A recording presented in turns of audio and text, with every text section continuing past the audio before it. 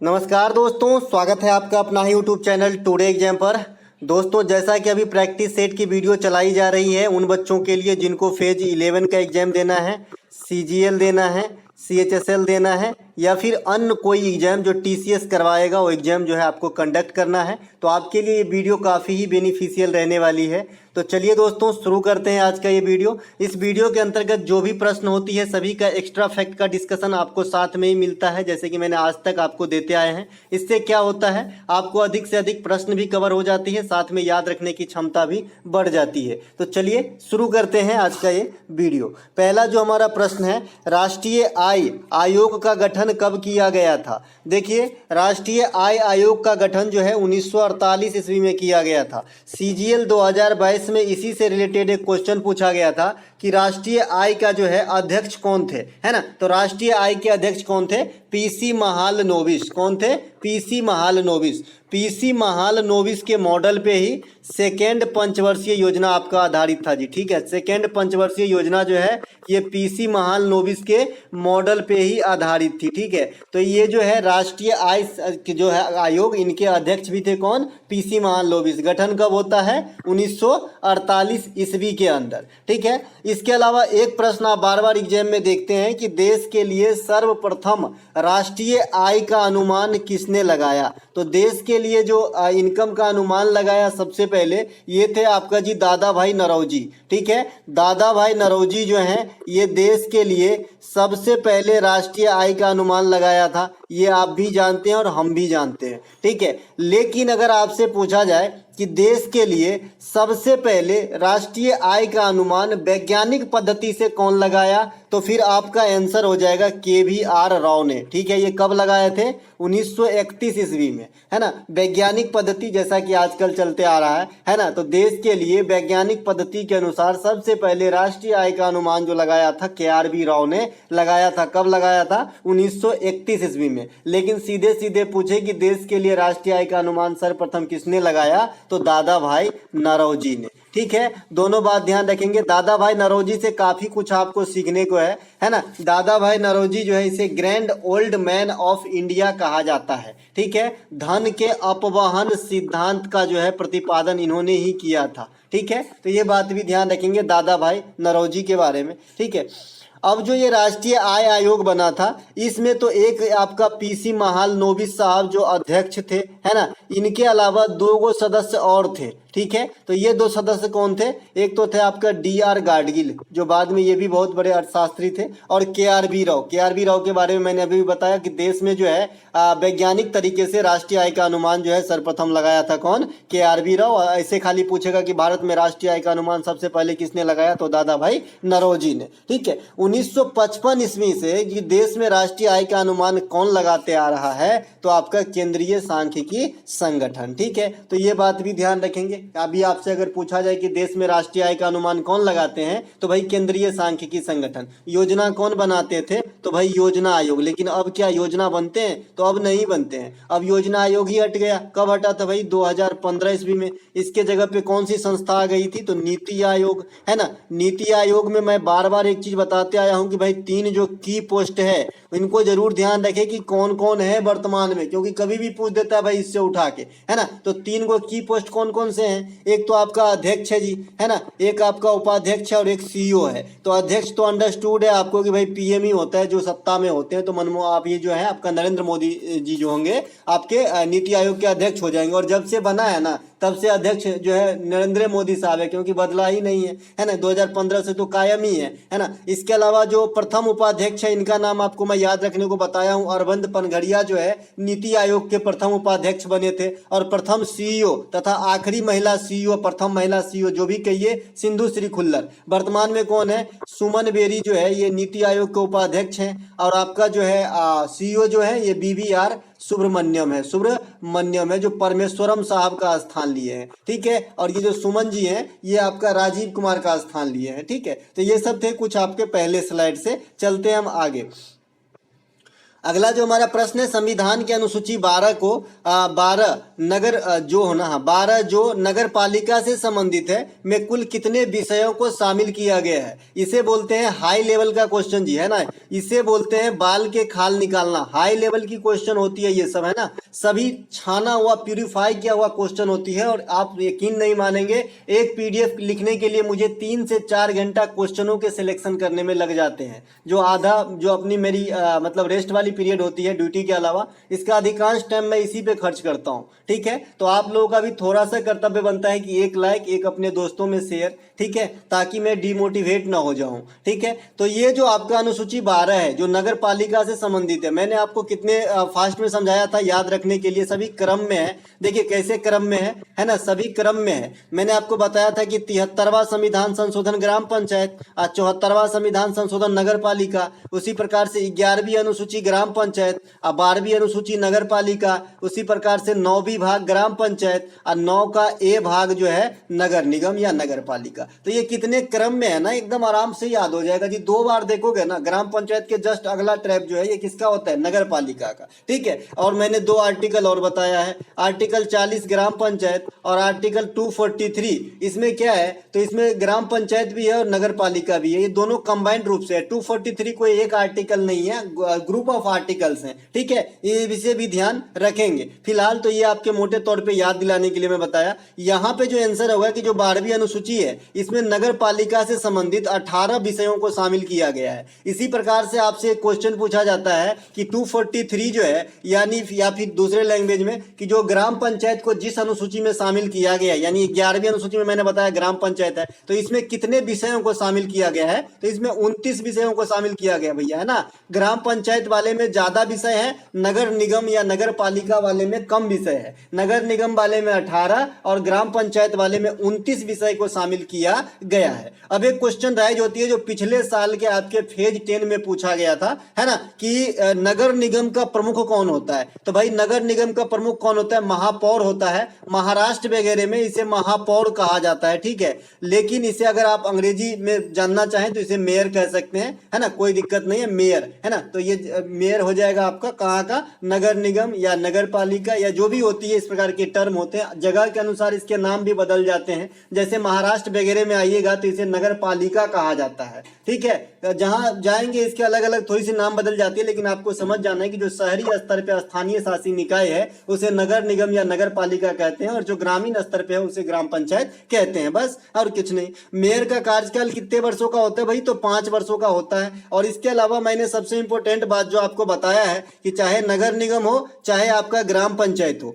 इनके जो चुनाव है, इनके चुनाव का दायित्व किसके सर पे होता है, तो नगर निगम और ग्राम पंचायत के चुनाव कौन करवाते हैं, तो ये आपका करवाते हैं जी कौन, राज्य चुनाव आयोग। कौन करवाते हैं, राज्य चुनाव आयोग। बस इसका इतने ही काम है और कोई काम है ही नहीं, है ना। मेयर का कार्यकाल 5 वर्ष बता दिए। संविधान के भाग 9 के ए में नगर पालिका को रखा गया, अभी मैंने आपको ग्रुप में बताया था ग्राम पंचायत को रिलेट करके कि 9 में ग्राम पंचायत, 9 के ए में नगर पालिका। 73वां अमेंडमेंट ग्राम पंचायत से, 74वां नगर पालिका से। 11वीं अनुसूची ग्राम पंचायत से, 12वीं अनुसूची नगर पालिका से। ठीक है, अभी देखिए जो 18 विषय आपका नगर पालिका वाले में है, 29 विषय आपके ग्राम पंचायत वाले में है। इसके अलावा ये 73वां संविधान संशोधन, 74वां संविधान संशोधन बता ही दिया किससे संबंधित है। एक बच्चे ने कमेंट किया है, लड़की है, प्रीति साहू नाम है उनका, है ना, प्रीति साहू, मुझे याद भी आ गया है ना, प्रीति साहू नाम है ये बच्चे का। इन्होंने कमेंट किया है कि सर आपने 24 जनवरी लिखे हो ग्राम पंचायत दिवस। मैं आपको बताया हूं ना कि ये मिसप्रिंट हो गया, मैंने मैसेज भी कर दिया आपको, ये मिसप्रिंट हो गया है, लेकिन मैंने आपको 24 अप्रैल ही बताया है ग्राम पंचायत दिवस, है ना। 24 अप्रैल को ही ग्राम पंचायत दिवस के रूप में मनाते हैं। और क्यों मनाते हैं, क्योंकि उसी दिन जो 73वां संविधान संशोधन अधिनियम है ना, वो लागू हुआ था 1993 में, 1993 में लागू हुआ था। ठीक है, तो ये बात भी ध्यान आपको रखना है। ठीक है, चलते हैं आगे। इसके अलावा न्यूटन के किस नियम के अनुसार बल का व्यंजक प्राप्त होता है। अच्छा एक बात और, जो ग्राम पंचायत वगैरह हैं इसमें जो एंट्री के लिए आपकी न्यूनतम उम्र 21 वर्ष है, तो लोकसभा के जैसे 25 वर्ष नहीं करना है भाई, है ना। इसके अलावा न्यूटन के किस नियम के अनुसार बल का व्यंजक प्राप्त होता है, तो न्यूटन के सेकेंड नियम के अनुसार बल का व्यंजक यानी समीकरण प्राप्त होता है। ठीक है, लेकिन अगर आपका बल का परिभाषा कहे, भाई व्यंजक और परिभाषा में थोड़ी सी फर्क है ना, तो व्यंजक और परिभाषा, अगर परिभाषा कहे कि बल का परिभाषा परिभाषा डिफिनीशन तो भाई गति के फर्स्ट नियम के थ्रू जो है प्राप्त होता है, लेकिन अगर व्यंजक कहे तो गति के सेकंड नियम के थ्रू प्राप्त होता है। न्यूटन ने गति के कितने नियम दिए थे भाई? 3 नियम दिए थे। न्यूटन जो है ये जड़त्व के नियम भी दिए थे, तो ये बात भी ध्यान रखना है। न्यूटन ने शीतलन का नियम दिए थे, ये भी बात आपको ध्यान रखना है। तो ये सभी जो है न्यूटन बाबा से संबंधित है, तो इनको भी ध्यान रखना है, ठीक है। इसके अलावा यहाँ पे प्रथम गति के नियम क्या कहते हैं? इसमें कहा गया है कि प्रत्येक वस्तु तब तक एक सीधी रेखा में या एक समान गति में रहेगी जब तक कि किसी बाहरी बल की कार्रवाई से उसकी स्थिति को बदलने के लिए मजबूर न किया जाए। सीधे सीधे भाषा में इसे अगर डिफाइन करें कि कोई भी पिंड अपने में मस्त रहना चाहता है अगर उसे कोई बाहरी हस्तक्षेप न मिले, ठीक है। अगर इसे लैंग्वेज में पढ़ेंगे, जैसे हमने 9th क्लास में याद किया है कि कोई भी पिंड गत्यावस्था या विरामावस्था में तब तक पड़ा रहता है जब तक उस पर कोई बाहरी बल कार्य न करे। तो ये तो बहुत हमें नंबर पाना था भाई, वहां पे 5 नंबर, तो हमने ऐसे याद रखा था। आज मुझे समझ डेवलप करना है और आंसर में टिक लगाना है सही जगह, तो हम ऐसे याद रखेंगे कि अगर आपने किसी जगह पे यहाँ पे एक घड़ी रख दीजिए, ये घड़ी अपने में मस्त रहना चाहता है, जब तक आप इसे उठा पटक हटाने की कोशिश न करेंगे ये मस्त रहेगा। ये गति के पहला नियम है, इसे जड़त्व का नियम, इससे बल का जो है बल की परिभाषा भी मिलती है, यहाँ पे लिखा हुआ है। अभी जड़त्व कई प्रकार के होते हैं, मतलब स्थिर जड़त्व हो जाते हैं, गति की जरूरत हो जाते हैं, ये एक बात की बात है। लेकिन आपको इतना समझना है कि पहला नियम क्या होता है, कोई भी पिंड गतीय अवस्था या विरामावस्था में तब तक पड़ा रहना चाहता है जब तक उस पर कोई बाहरी बल कार्य ना करे। इससे जो है बल की परिभाषा मिलती है। सेकंड वाले से बल का व्यंजक मिलता है, ये रहा आपका सेकंड वाला। सेकंड वाला क्या कहता है, इसमें कहा गया है कि बल के समय प्रति इकाई परिवर्तन संवेग में परिवर्तन के बराबर होता है। इस प्रकार से यहाँ पे बल F बराबर द्रव्यमान m गुने त्वरण a, यह बल का सूत्र देता है, यहाँ पे लिखा है। सूत्र मतलब व्यंजक है ना, व्यंजक मतलब समीकरण कहिए, ठीक है। तो इस प्रकार से अगर थर्ड नियम की बात करेंगे ना, तो न्यूटन की थर्ड नियम क्या कहता है, प्रत्येक क्रिया के विपरीत प्रतिक्रिया होती है। प्रत्येक क्रिया की क्रिया के विपरीत प्रतिक्रिया होती है, विपरीत प्रतिक्रिया होती है। इसके सीधे सीधे उदाहरण है जी, बूट पहननी है और जमीन पे जोर से मारिए, जितने जोर से आप जमीन पे मारेंगे उतना ही पैर में चोट लगेगा हमारे ख्याल से। इसे ही प्रत्येक क्रिया के विपरीत प्रतिक्रिया कहते हैं। या फिर कोई बॉल है, नीचे पटकिए, जितना तेज से आप पटकेंगे उतना ही ऊपर भागेगा। अगर स्पंज वगैरह का बॉल है, ऊपर भागने लायक है, तो आप 25 किलो का लोहा को पटक रहे हैं तो क्या उड़ेगा हवा में? तो नहीं है उड़ेगा, जो उड़ने लायक है। तो इससे आपको जो है यही है न्यूटन की थर्ड नियम, मोटे तौर पे याद रखने के लिए। अच्छा, आपसे एक चीज और पूछा जाता है कि न्यूटन के थर्ड नियम का इस्तेमाल कहां पर होती है? तो जो सबसे बड़े पैमाने पे इस्तेमाल होती है न्यूटन की थर्ड नियम का, ये आपका रॉकेट के संचालन में होती है। कई दफा आपने एग्जाम में क्वेश्चन अटेंड किए होंगे, अगर आप स्टेट लेवल के भी एग्जाम देते होंगे तो इसमें भी आता है, ठीक है। रॉकेट के संचालन में न्यूटन के थर्ड नियम का इस्तेमाल होता है। साथ ही साथ आपको पूछा जाता है कि रॉकेट की जो संचालन होती है तो ये किस पे कार्य करता है? तो निम्न तापकी पे। क्रायोजेनिक इंजन का नाम सुनेंगे ना, क्रायोजेनिक इंजन निम्न तापकी से संबंधित है, ठीक है। तो इस प्रकार से इसे भी ध्यान रखेंगे। क्रायोजेनिक शब्द का जो इस्तेमाल है ये रॉकेट के जो है आपके संचालन वगैरह में किया जाता है। इसके अलावा अगला जो हमारा प्रश्न है, वर्ष 2004 की ग्रीष्मकालीन ओलंपिक खेलों का आयोजन कहाँ हुआ था? देखिए, इस प्रकार की ट्रेंड अभी चल रही है, टीसीएस जो है इसे बढ़िया से चला रहा है। तो मैंने आपको बताया है कि ऐसे ही ईस्वी नहीं पूछा जाता है, कोई ना कोई रीजन होगा तभी आपको जो है पुराना ईस्वी ओलंपिक के पूछा जा रहा है, ठीक है। और रीजन क्या होगा भाई? उस रीजन में किसी न किसी भारतीय को प्रसिद्धि मिली होगी, यही रीजन है, ठीक है। तो देखिए, भारत की जो ओलंपिक की, सबसे पहले ओलंपिक के इतिहास पे आते हैं, तो ओलंपिक की इतिहास बहुत पुराना है। 776 बीसी में एक बार ओलंपिक चालू हुई, लेकिन ये बीच में बंद कर दिया गया। इसे बंद करने का एग्जैक्ट डेट किसी भी किताब में नहीं है, तो हम इसे यही भूल जाते हैं, ठीक है। फिर जो आधुनिक ओलंपिक आजकल आप देख रहे हैं, इसकी शुरुआत 1896 में एथेंस से हुआ था। कहां पे? एथेंस से, ठीक है, ग्रीक एथेंस है ना। यहां हमने ओलंपिक में भाग न लियो, है ना। फिर हम सेकेंड ओलंपिक, क्योंकि 4 वर्षों के दौरान मतलब अंतराल पे होती है, तो सेकेंड ओलंपिक आपका हुआ जी पेरिस के अंदर। पेरिस कहाँ पे भैया? फ्रांस के अंदर। तो इस पेरिस में हमने भाग लिया था, लेकिन हमारा कोई ट्रूप नहीं गया था, व्यक्तिगत रूप से नॉर्मन प्रीच नाम था उसका, है ना, नॉर्मन प्रीच ही नाम था। ये जो है भाग लिए थे जी, ठीक है। और यहाँ पे रजत भी प्राप्त किए थे इन्होंने। जो खिलाड़ी था ना, नॉर्मन प्रीच नाम था, है ना। थोड़ा देख लीजिएगा, नॉर्मन तो जरूर था, आगे प्रीच ही था ना, थोड़ा देख लीजिएगा, नॉर्मन प्रीच ही था यार, है ना। तो ये जो है रजत जीते थे, लेकिन ये गणतंत्र माफ कीजिएगा, परतंत्र भारत के जो है पदक थे। क्या थे? है परतंत्र भारत, क्योंकि भाई उस समय हम 1900 में कहाँ आजाद हुए थे, है ना। तो ये अपनी मेडल नहीं कहलाई, ये मेडल तो चली गई उनके झोली में, है ना। तो फिर आपको 1896 याद रखना है, शुरुआती संस्करण। भारत भाग लेता है 1900 में, ये आपको याद रखना है। इसके बाद आपको 1952 याद रखना है। 1952 में क्या होता है कि केडी जाधव, केडी जाधव है, ये जाधव नहीं है, जाधव, जाधव जाति के लोग जो हैं महाराष्ट्र में पाए जाते हैं जी, ठीक है। और जाधव तो यूपी बिहार ये सब में पाए जाते हैं, है ना, जानते ही होंगे, है ना। तो ये जो जाधव जी हैं ये आपका यहाँ पे व्यक्तिगत रूप से जो है ब्रॉन्ज जीते थे, है ना, व्यक्तिगत रूप से ब्रॉन्ज जीते थे, ठीक है। तो व्यक्तिगत रूप से पदक जीतने वाले ये प्रथम इंसान बने आपके ओलंपिक के अंदर भारत के लिए, कब? 1952 में। इसीलिए यह अभी पूछा गया था कि 1952 के ओलंपिक जो है ये कहाँ पे हुआ था, ठीक है। इसके अलावा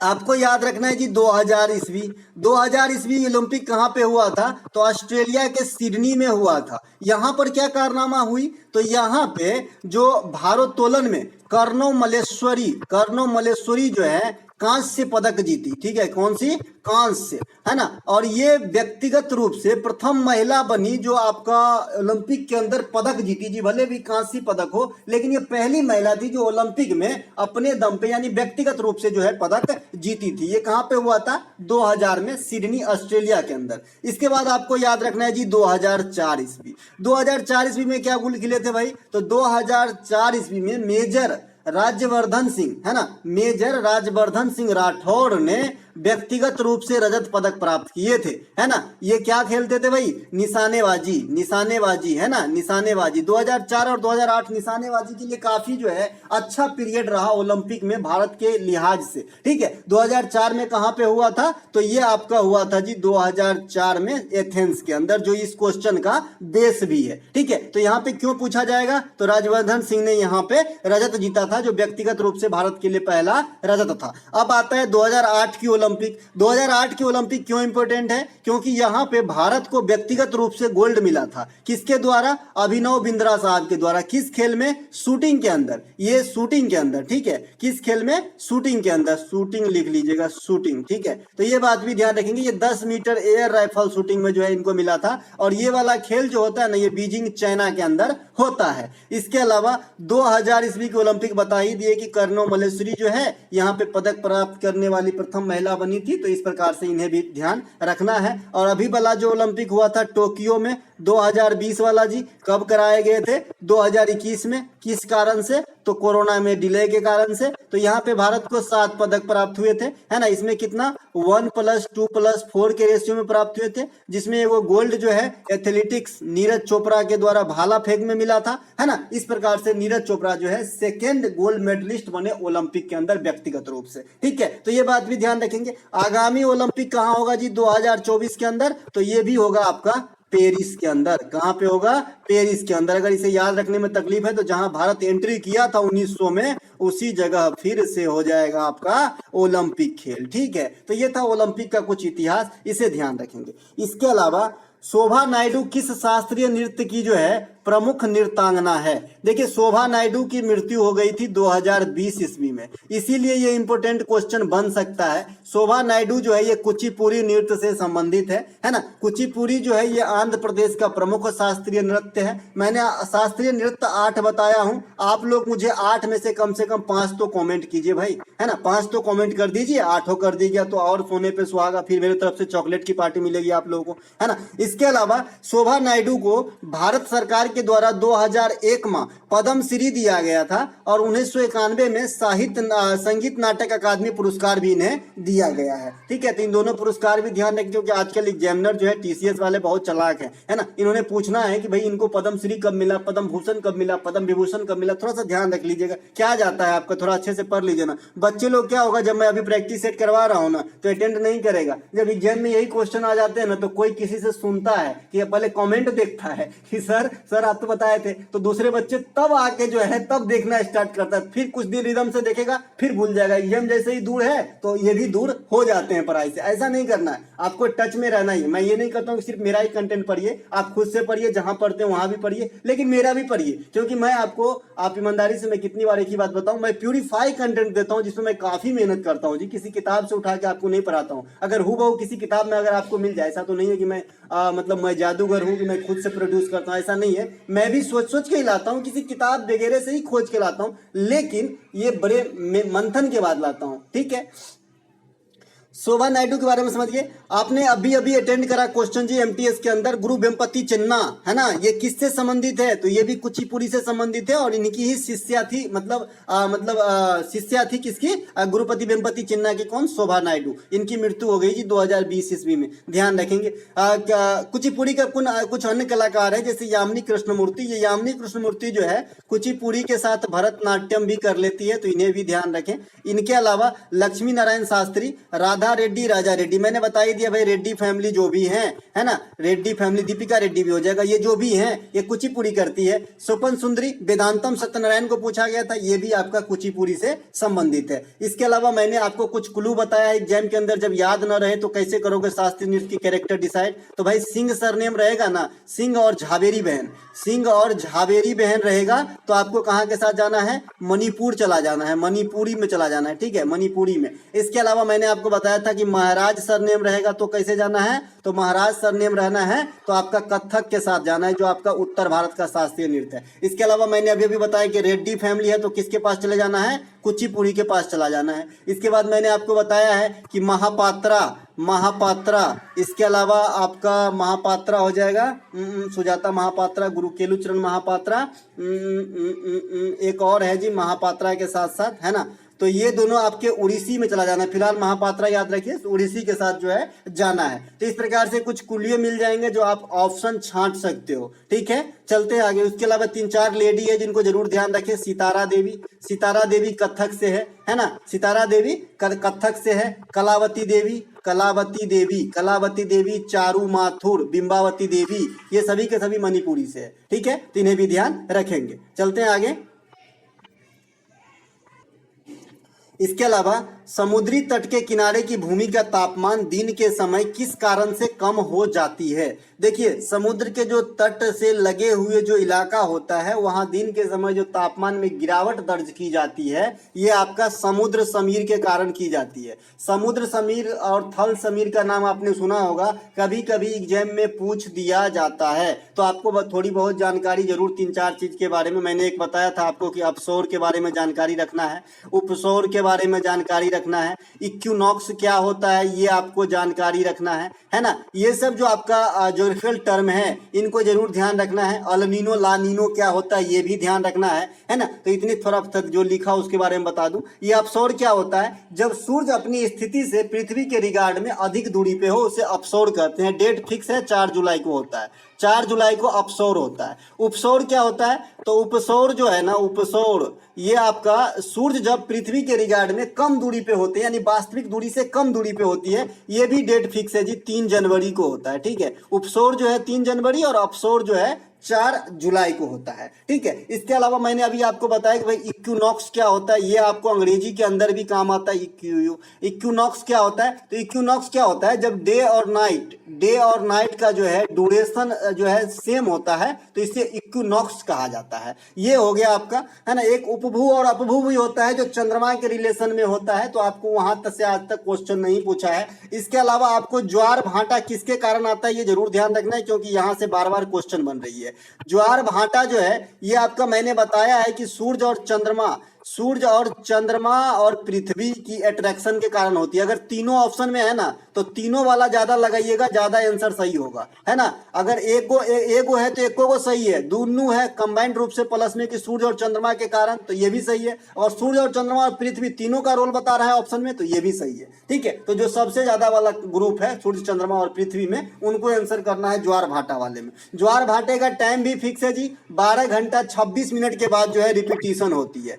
12 घंटा 26 मिनट के बाद रिपीटिशन होती है, यानी 6 घंटा 13 मिनट के बाद विपरीत चीजों का रिपीटिशन होता है। जैसे एक बार ज्वार आया, अब भाटा आएगा, तो इन दोनों के बीच में कितना गैप है? 6 घंटा 13 मिनट। अब फिर आएगा ज्वार, तो दोनों ज्वार के बीच में कितना गैप होगा? 12 घंटा 26 मिनट। ठीक है, तो ये ध्यान रखेंगे। इसके अलावा एक चीज और पूछा जाता है, 180 डिग्री देशांतर को अंतरराष्ट्रीय तिथि रेखा कहा जाता है और 0 डिग्री को प्राइम मेरिडियन रेखा कहा जाता है। ठीक है, तो ये बात भी ध्यान रखेंगे, है ना। तो ये तो था आउटसाइडर वाली ज्ञान। अब आ जाते हैं यहाँ पे। अच्छा, एक चीज और ध्यान रखना, आपको पूछा जाता है कि भाई चक्रवात में केंद्र का दाब कैसा होता है, तो आपको बताना है निम्न होता है। निम्न मतलब लो होता है, लो होता है चक्रवात के अंदर। और जो प्रति चक्रवात होता है, जिस जस्ट इसका एंटी वाला, उसमें जो आपका केंद्र में जो है, सेंटर में जो है प्रेशर कैसा होता है? तो हाई होता है ना। प्रति चक्रवात में हाई होता है और चक्रवात में केंद्र में जो है दाब कम होता है। दाब मतलब भैया प्रेशर। ठीक है, इसके अलावा इसी फॉर्म में एक दो क्वेश्चन और पूछा जाता है। देखिए, मुझे अभी याद आ रहा था लेकिन मैं भूल गया, है ना। तो अभी मुझे याद आ जाएगा तो मैं बता दूंगा। इसी फॉर्म में क्वेश्चन पूछे जाते हैं। ठीक है, देखिए, तो समुद्री तट के किनारे समुद्र समीर के कारण जो है आपका टेम्परेचर कम हो जाती है। समुद्र समीर कहां से कहां की तरफ चलती है? तो समुद्र समीर दिन के समय ही चलती है और थल समीर जो है ये रात के समय चलती है। कहां गया भाई? थल समीर कहां गया भाई? थल समीर इधर है। थल समीर रात के समय चलती है और समुद्री समीर जो है ये दिन के समय चलती है, जिसमें हवा समुद्र के तरफ से लैंड की तरफ चलती है। किसमें? समुद्री समीर में। और थल समीर में हवा कैसे चलेगा? पृथ्वी की तरफ से समुद्र की तरफ भागेगा, है ना। पृथ्वी की तरफ से समुद्र की तरफ भागेगा थल समुद्र में, इसीलिए इसका नाम थल समीर है ना। यानी थल के तरफ से समुद्र की तरफ, इसका नाम है समुद्री समीर, यानी समुद्र की तरफ से पृथ्वी की तरफ चलेगा। थल समीर कब चलती है? तो ये आपका चलती है रात के समय। और समुद्री समीर कब चलती है? तो ये चलती है आपका दिन के समय। ठीक है, दोनों बात ध्यान रहेगा। एक क्वेश्चन और पूछा जाता है कि जो सूरज के प्रकाश से जो पृथ्वी गर्म होती है, तो ये किस प्रोसेस से होता है? तो आपको आंसर देना है विकिरण। विकिरण के माध्यम से गर्म होता है। ठीक है, एक चीज और पूछा जाता है कि जो आपका ठोस कोई भी पिंड होता है, कोई भी ऑब्जेक्ट होता है जो सॉलिड होता है, तो ये गर्म कैसा होता है? तो ये चालन की विधि से गर्म होता है। और जो भी गैस और द्रव वाला जो ऑब्जेक्ट है, गैस या द्रव, ये आपका संवहन विधि से गर्म होता है जी। संवहन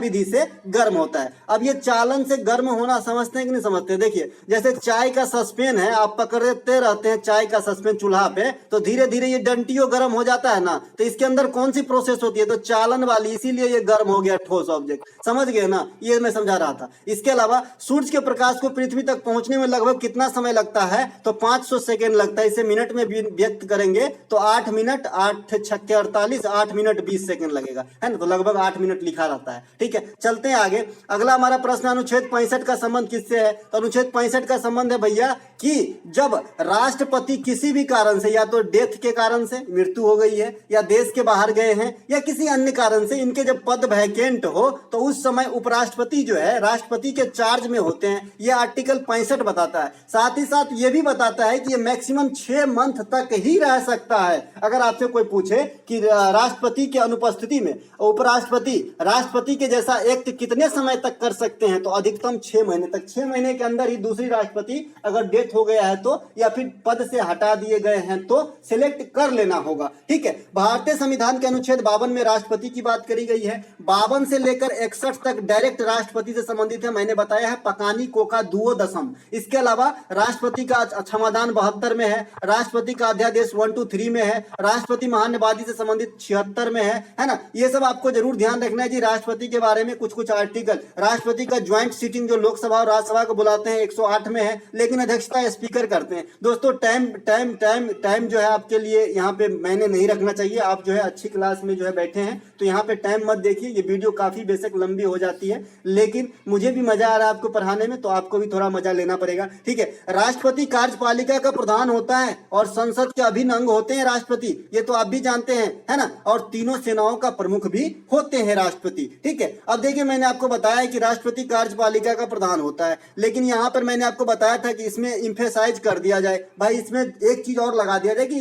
कार्यपालिका का वास्तविक प्रधान कौन होता है, तब आपको प्रधानमंत्री आंसर देना है। उसी प्रकार से राज्य के अंदर कार्यपालिका का प्रधान कौन होगा? गवर्नर होगा, राज्यपाल होगा। ठीक है, लेकिन वहां भी अगर आपको वास्तविक शब्द लगा दिया जाए कि किसी भी राज्य के अंदर कार्यपालिका का वास्तविक प्रधान कौन होता है, तो फिर सीएम बता देना है राज्य के अंदर। ठीक है, ये दोनों बातें स्पष्ट होनी चाहिए। अनुच्छेद 63 जो है ये उपराष्ट्रपति से संबंधित है। अभी हमारा उपराष्ट्रपति कौन है? जगदीप धनखड़ साहब है। आप लोग मुझे कमेंट पास कीजिएगा कि भैया जगदीप धनखड़ साहब है ना, जो देश के 14वें वाइस प्रेसिडेंट हैं, ये वाइस प्रेसिडेंट के चार्ज लेने से पहले किस राज्य की राज्यपाल के रूप में जो है सेवारत थे, है ना? ये मुझे बताइएगा जरूर, है ना? देखते हैं आपको भी, है ना।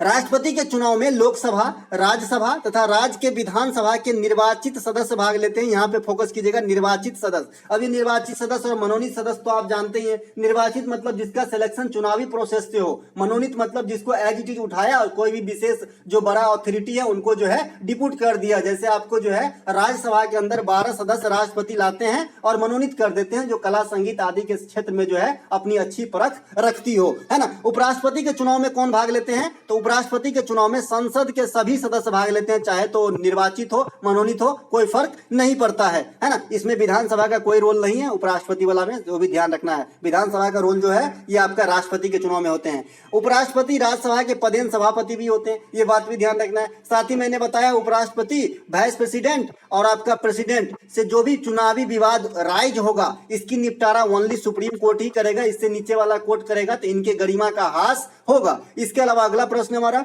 ग्रेनाइट और बेसाल्ट किस प्रकार की चट्टान का उदाहरण है? भाई इग्नियस रॉक है ये, है ना। जैसा कि आप यहाँ पे देख भी पा रहे होंगे, ये मैंने पहले भी आपको बताया है, लेकिन यहाँ से क्वेश्चन आते हैं तो क्या करूं, बताने से रहा नहीं गया, है ना। बेसाल्ट भी इग्नियस रॉक है, पुमिका, लेकिन ये पूछा नहीं जाता। मैं ये भी बताता हूँ कि कौन सा पूछा जाता है। एक आपका यहाँ पे ग्रेनाइट पूछा जाता है और एक बेसाल्ट पूछा जाता है ना। उसी प्रकार से दूसरे स्लाइड में मैंने बताया था एक निस पूछा जाता है ना। इसी प्रकार से आपको मेटामॉर्फिक में संगमरमर पूछा जाता है, तो ये सब आपको ध्यान रखना है। इसके अलावा जो बेसाल्ट यहाँ पे आया था ना, बेसाल्ट शब्द यहाँ पे आपका आया था, बेसाल्ट वाला चट्टान। देखिए एक सेकेंड, ये क्या हो गया, एक सेकेंड, ये बेसाल्ट वाला जो आया था ना, बेसाल्ट, है ना, ये बेसाल्ट चट्टान कहाँ गया भाई? एक सेकेंड, ये बेसाल्ट है ना। तो बेसाल्ट चट्टान के क्षरण से जो है ना काली मिट्टी की निर्माण होती है, ये बात भी आपको ध्यान रखना है। और काली मिट्टी को रेगूर मिट्टी भी कहती है, कई दफा भी पूछा गया है। इसे कपासी मिट्टी भी कहा जाता है क्योंकि इसमें कपास की खेती अत्यधिक होती है, ठीक है। यही बताने के लिए जो है इतनी तामझाम पीछे करना पड़ा मुझे। इसके अलावा अगला प्रश्न है हमारा, हमारे सौर मंडल में किस ग्रह का अपने अक्ष पर झुकाव सबसे ज्यादा है? देखिए आजकल सौर मंडल से क्वेश्चन बड़ा डीप से पूछा जा रहा है, तो यूरेनस की जो झुकाव है ना उसके अक्ष पे ये सबसे ज्यादा है, 98 डिग्री झुक गया है जी, यानी आधा से भी ज्यादा झुक गया। मान लीजिए ये 90 ऐसे होता है ना, तो ये 98 है तो ऐसे हो गया है जी, ऐसे, है ना। तो इस प्रकार से जो है 98 डिग्री झुक गया है। सौर मंडल की सबसे बड़ी ग्रह कौन सी है? जुपिटर। जुपिटर मात्र 3 डिग्री झुका हुआ है। इसके अलावा पृथ्वी अपने अक्ष पे कितना झुका हुआ है? तो 23.5 डिग्री झुका हुआ है, इसीलिए 67.5 इतना ही होगा ना, 67.5 नहीं होगा, हाँ 90 में कितना, 60 20 80 3 10 66.5 होना चाहिए, है ना। इस प्रकार से घटा लीजिएगा, इतना का कौन फॉर्म करता है ना, 90 में से घटा लीजिएगा 23.5 कितना होगा उतना, है ना। सबसे तेज सूर्य का चक्कर जो है बुध लगाता है मात्र 88 दिनों में, तो ये बात भी आपको ध्यान रखना है, ठीक है। इसके अलावा बुध और शुक्र के पास कोई उपग्रह नहीं है, ये तो आप भी जानते हैं। इसके अलावा शुक्र ग्रह विपरीत चक्रण करती है, शुक्र ग्रह विपरीत चक्रण करती है, ये अभी पूछा गया था। शुक्र ग्रह सबसे चमकीला तारा है, जिसे मॉर्निंग स्टार, इवनिंग स्टार तथा पृथ्वी की बहन कहा जाता है, ठीक है। इसके अलावा मैंने 90 के रिलेशन में बता दिया है कि भाई अगर कोई ऑब्जेक्ट 23.5 डिग्री झुका है तो सीधा से वो कितना कौन फॉर्म करेगा? 90 में से 23.5 घटा देंगे, जो करेगा वही करेगा। जरूरी नहीं है कि याद ही रखा जाए, लेकिन कोई भी ऑब्जेक्ट जो सीधा होती है, जनरली जैसे आप ही खड़े हैं तो अगर पूरा तरीके से खड़े रहेंगे तो 90 माना जाएगा, और अगर आप झुक गए 23.5 डिग्री तो आपके द्वारा कितना कोण क्रिएट होगा? मान लीजिए आप यहाँ आ गए तो ये जो कोण बना यहाँ से यहाँ तक के बीच में, ये रहेगा आपका पृथ्वी के रिलेशन में, तो ये वाला कोण कितना होगा? तो 90 में से 23.5 को घटाएंगे तो निकल नहीं जाएगा। याद रखने की जरूरत नहीं, मैं सिर्फ बताने के लिए बताया था। जीव विज्ञान की कौन सी शाखा आनुवांशिकता और विविधता को प्रदर्शित करता है? सिंपली है ना, जेनेटिक्स में हम इसकी जो है अध्ययन करते हैं। माइक्रोबायोलॉजी के अंदर हम क्या पढ़ते हैं? तो सूक्ष्म जीवों का अध्ययन करते हैं माइक्रोबायोलॉजी के अंदर, ये भी आपसे पूछा जाता है। एंटोमोलॉजी सबसे ज्यादा पूछा जाता है, एंटोमोलॉजी मतलब कीट पतंग का अध्ययन, और आपसे पूछा जाता है कि जो कीट पतंग है, जो केकड़ा है, जो कैटरपिलर है, जो तितली है, ये सब किस में आता है? तो ये सब आपका आर्थ्रोपोडा संघ में आ जाता है। मैंने आपको आर्थ्रोपोडा, मोलस्का, एनालिडा ये सब बताया, थाइलोफाइटा, ब्रायोफाइटा, क्या बोलते हैं इसको, लिथोफाइट, मतलब कहाँ पे होता है, किस किस जगह पे उगने वाले भूमि की या फिर चट्टान, क्या मतलब पौधे को लिथोफाइट कहा जाता है, जीरोफाइट कहा जाता है। ये सब जो है काम के है जी, ध्यान रखें, ये अंग्रेजी में भी काम आते हैं और जीके जीएस में भी काम आते हैं, दोनों जगह। जैसे जीरोफाइट, जो मरुस्थल में आपका पेड़ पौधे उड़ता है उसे जीरोफाइट कहते हैं, या फिर हिंदी में मरोदभिद कहते हैं। ये आपका अंग्रेजी में भी याद करने के लिए है ना। नमकीन क्षेत्र में, चट्टानी क्षेत्र में चट्टानों का अध्ययन को क्या कहते हैं, ये सब अंग्रेजी में भी काम का आएगा। ब्लड के अध्ययन को क्या कहते हैं, और इसमें भी काम आएगा। तो इसे जो है आप किसी भी अच्छे बुक से याद कर ले, है ना। एक आध नंबर जीके में भी फ्री में मिल जाएगा और इंग्लिश में भी काम हो जाएगी। जैसे ब्लैक बुक वगैरह है वहां से भी आपको इस सीट जो है मिल जाएगी। इसके अलावा मैं जब पढ़ता था तो एक एमबी प्रकाशन का बुक आता था, मैं उसी से पढ़ाया जी। ब्लैक बुक तो कल पैदा हुआ है ना। इसके अलावा डीएनए का खोज कौन किए हैं, तो वाटसन एवं क्रिक ने किए हैं डीएनए का खोज, है ना। मैंने मोलस्का का जो अंदाजा लगाने के लिए बता दिया है कि जिसके शरीर पे खोल हो। सारदा एक्ट जो है ये बाल विवाह से निषेध से संबंधित है ना। ये एक्ट कब आया था, तो ये 1930 ईस्वी में आया था। इनके जो सूत्रधारक हैं ये कौन है, तो हरविलास सारदा के द्वारा, ठीक है। तो ये बात भी ध्यान रखेंगे। एक आपका ईश्वर चंद्र विद्यासागर ने विधवा पुनर्विवाह के लिए जो है नियम लाए थे, तो इन दोनों को जरूर पूछा जाता है। एक आपका सारदा एक्ट जो बाल विवाह से है, और विधवा पुनर्विवाह से संबंधित है आपका ईश्वर चंद्र विद्यासागर वाला, ठीक है। तो ये बात भी ध्यान रखेंगे। इसके अलावा जो उस समय जब ये सारदा एक्ट आया था, चूंकि ये बाल विवाह निषेध से है, आज भी इंडिया का ये टॉप प्रॉब्लम है कि भाई बाल विवाह हो जाती है यहाँ पे। तो उस समय जो है लड़कों की उम्र 18 वर्ष और लड़कियों की उम्र 14 वर्ष निर्धारित किए गए थे सारदा एक्ट के अनुसार, ठीक है। बाद में जो है 2021 में, अभी ताजिया अनुसार, मतलब हाल में 2021 में, है ना, बाल विवाह निषेध संशोधन बिल 2021 में जो है लड़कियों की उम्र जो है शादी की 18 से 21 वर्ष की जाने की बात करी गई है। इसके अलावा 2022 के अंतिम आंकड़ों के अनुसार, अभी अभी आपके एसएससी जीडी के एग्जाम में ये पूछा था, है ना, कि सबसे ज़्यादा बाल विवाह किस राज्य में होती है वर्तमान में। तो सबसे ज़्यादा बाल विवाह वर्तमान समय में 2022 के अंतिम आंकड़ों के अनुसार पश्चिम बंगाल में सबसे ज़्यादा बाल विवाह होता है। दूसरा स्थान झारखंड का है ना। इस स्लैब में बिहार भी कम नहीं है, बिहार में भी होता है, लेकिन इन दोनों से नीचे है, ठीक है। तो ये बात भी ध्यान रखेंगे। सबसे कम जो बाल विवाह की मामला देखी गई है आपका हिमाचल प्रदेश में देखी गई है, तो ये बात भी आपको ध्यान रखना है। इसके अलावा नॉर्थ ईस्ट का पहला एम्स कहाँ खुला, ये क्वेश्चन टॉप पे रहेगा जब आपके एग्जाम स्टार्ट होंगे फेज 11 के, या फिर जो भी आगामी दिन में एग्जाम है ना। तो ये असम में मिला है नॉर्थ ईस्ट का पहला एम्स, है ना, असम में जो है खोले जाएंगे। इसके अलावा क्या क्या चीज़ आपको ध्यान रखना है, एक मोहाली में भाभा कैंसर अस्पताल का जो उद्घाटन किए हैं प्रधानमंत्री नरेंद्र मोदी, है ना। महाकाल कॉरिडोर का जो है उद्घाटन किए हैं, तो ये बात भी ध्यान रखना है। नई संसद भवन की जो है उद्घाटन किए हैं, तो यहाँ से भी क्वेश्चन बनेंगे, लेकिन जो एग्जाम आप अभी से 2 महीने बाद होंगे उनमें बनेंगे, ठीक है। अभी जो तुरंत एग्जाम होंगे इनमें नहीं बनेंगे, क्योंकि अभी इनका जो है इन पर अभी मामला चल ही रहा है बहुत सारे चीज़, जैसा कि आप जानते हैं, है ना। इसके अलावा आईपीएल से आपको ध्यान रखना है, आईपीएल कौन जीता कौन हारा, आईपीएल में सबसे अधिक कौन अब तक चौका छक्का रन विकेट ये सब, है ना। मैंने आपको सब बता दिए भाई। ये आईपीएल के 16वां संस्करण थे। इसके विजेता चेन्नई सुपर किंग्स 5वीं टाइम, है ना। उप विजेता जीटी थे गुजरात टाइटंस। ऑरेंज कैप मिला था इसमें शुभमन गिल को, और पर्पल कैप मिला था आपको, सर्वाधिक विकेट टेकर कौन है भाई, मोहम्मद शमी को मिला था, है ना। आईपीएल में अब तक सबसे अधिक रन विराट कोहली ने बनाए हैं। आईपीएल में सबसे अधिक विकेट अब जो है युजवेंद्र चहल के नाम हो गया है। आईपीएल में सबसे अधिक छक्का जो है क्रिस गेल ने लगाया है। आईपीएल में सर्वाधिक व्यक्तिगत लंबी पारी क्रिस गेल के नाम है 175 रन, है ना। आईपीएल में प्रथम जो शतक है ब्रेंडन मैकलम के नाम है। तो इस प्रकार से जो आपको ध्यान रखना है जी आईपीएल के बारे में। इसके अलावा WPL ये पहला संस्करण था, विजेता मुंबई इंडियंस, उप विजेता जो है आपका दिल्ली। KYG खेलो इंडिया यूथ गेम के 5वां संस्करण MP में हुआ, विजेता महाराष्ट्र 8 शहरों में हुआ था, है ना। इसके अलावा ये आपका नेशनल गेम की बात कर रहे हैं यहाँ पे, तो 36वें नेशनल गेम जो गुजरात में हुआ था, विजेता सर्विसेज टीम। उप विजेता तो आप महाराष्ट्र को कह सकेंगे वहाँ पे, क्योंकि महाराष्ट्र सबसे अधिक पदक प्राप्त करते हुए विजेता नहीं बने थे नेशनल गेम 36वें में जो गुजरात में हुआ था। 37वें नेशनल गेम गोवा में होगा।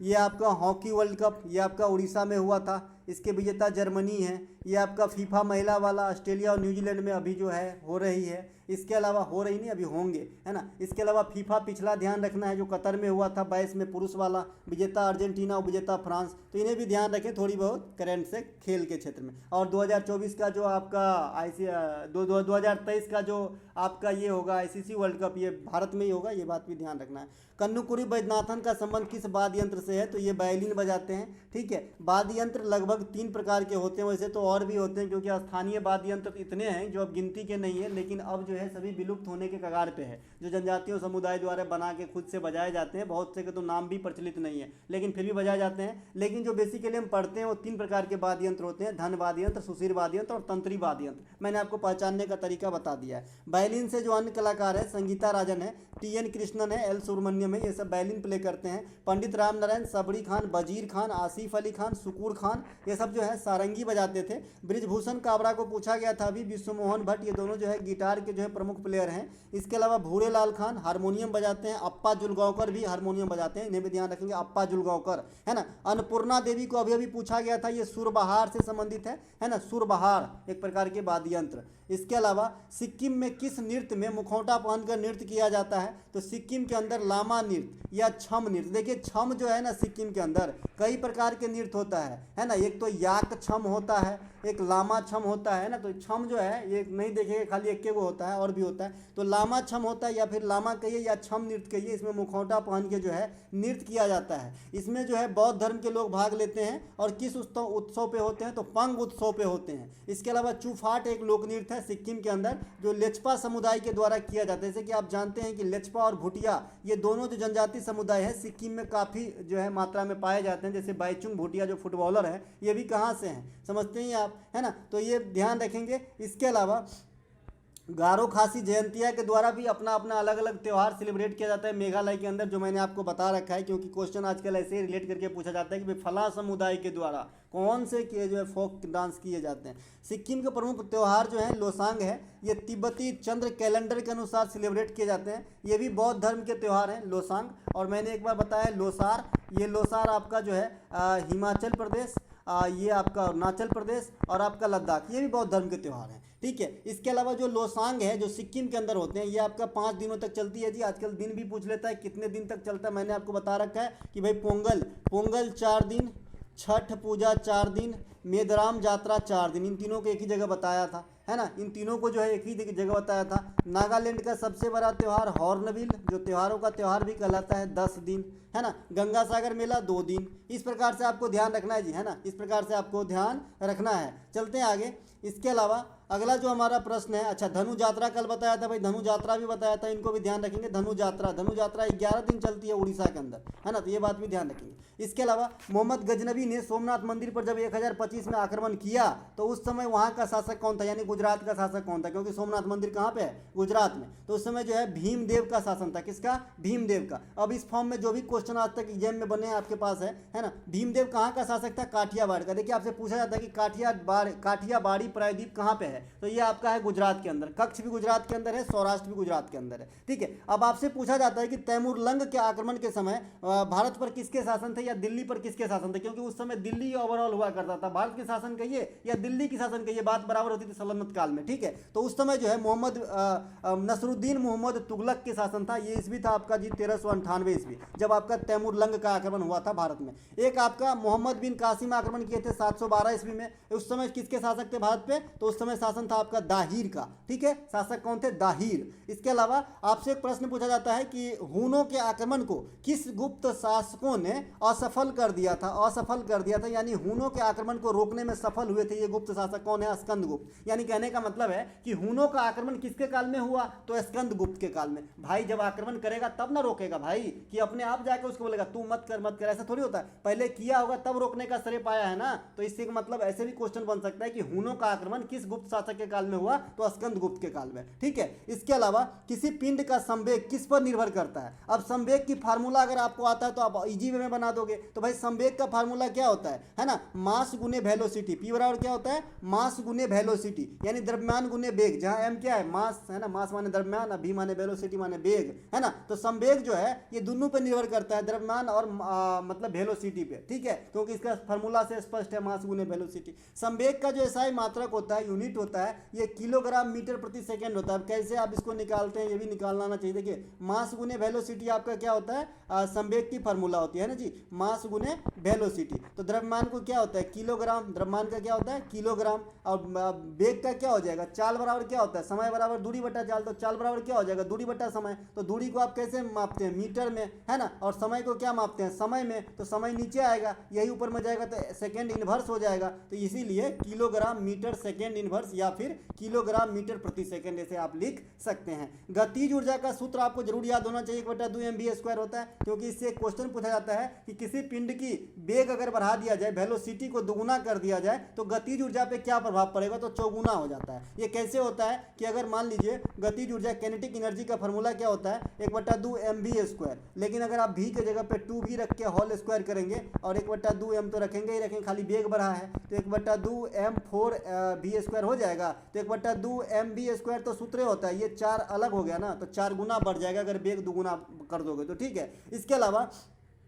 बल का ऐसा ही मात्रक न्यूटन होता है जी। सीजीएस पद्धति में बल का मात्रक डाइन होता है, डाइन गांव घर में डाइन है ना, गांव घर में डाइन जो है लोग कहते हैं, जो जादू वादू जानता है उसे डाइन कहते हैं। इसके अलावा विद्युत धारा का मात्रक जो है एम्पियर होता है, ए से डिनोट करते हैं, और विद्युत धारा को हम आमीटर से मापते हैं। मैंने आपको बता रखा है कि आमीटर को हमेशा श्रेणी क्रम में जोड़ना चाहिए है ना, सीरीज में जोड़ना चाहिए है ना, मतलब करंट मापने के लिए सीरीज में मीटर को लगाना पड़ता है आमीटर को, और वोल्टेज मापने के लिए पैरेलल में लगाना पड़ता है। इसके अलावा दाब का ऐसा मात्रक क्या होता है पास्कल होता है। अच्छा फ्यूज से भी क्वेश्चन आ जाता है एग्जाम में, फ्यूज जरूर ध्यान रखिएगा। फ्यूज जो है शीशा और टीन के बने होते हैं है ना, जिसके गलनांक काफी कम होते हैं। इनसे एक ही क्वेश्चन आता है कि फ्यूज का गलनांक कैसा होता है, तो भाई फ्यूज का गलनांक जो है निम्न होता है। अगर गलनांक निम्न होगा तब ना अपने आप को जल के जो है इक्विपमेंट को सेव करेगा, क्योंकि फ्यूज का काम ही वही है कि भाई जब धारा ज्यादा हो जाए, ओवरलोड हो जाए, तो तुम खुद को जला लेना लेकिन इक्विपमेंट को मत जलने देना, यानी सर्किट ब्रेक करने का काम करता है फ्यूज खुद को जला के। तो गलनांक कम रहेगा तब ना जलेगा। आप टंगस्टन का फ्यूज डाल दीजिएगा तो गलनांक कम नहीं है, 3500 डिग्री सी टेम्परेचर मतलब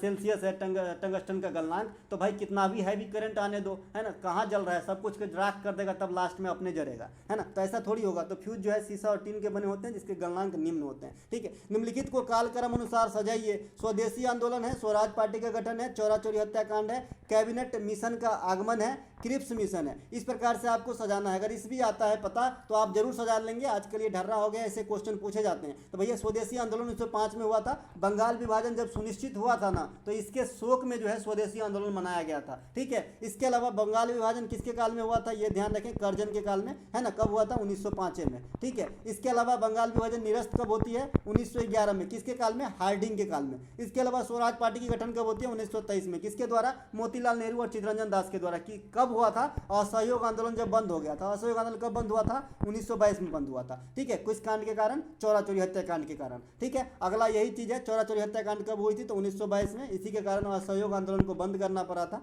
कैबिनेट मिशन 1946 में भारत आए थे। इसमें कितने सदस्य थे, तो 3 सदस्य थे। मैंने तीनों का नाम बताया है, एबीजे अलेक्जेंडर, क्रिप्स और आपका लॉर्ड पैथिक लॉरेंस, ये 3 सदस्य थे, ठीक है। ये क्यों आए थे भाई, तो भारतीय संविधान की ढांचा पे काम करने के लिए, ठीक है। इसके अलावा क्रिप्स मिशन ये 1942 में, ठीक है। एक साइमन कमीशन होता है जो आपको 1928 में भारत आता है, लेकिन ये 1927 में बन के तैयार हुआ था, लेकिन भारत आया था 1928 में। तो दोस्तों ये थे आज का जो है प्रैक्टिस सेट का वीडियो। तो जिनको भी सीजीएल, फेज 11, एमटीएस, सीएचएसएल यानी जो भी टीसीएस की एग्जाम देनी है ओवरऑल एक ही बात, तो उन सभी के लिए कारगर साबित होगी, है ना। मिलेंगे हम अगले वीडियो में, तब तक के लिए जय हिंद। ये पीडीएफ आपको हमारे टेलीग्राम चैनल टुडे एग्जाम पे मिलेगा, तो आप जो है टुडे एग्जाम टेलीग्राम चैनल भी ज्वाइन कर सकते हैं। डिस्क्रिप्शन में लिंक भी दिया गया होगा।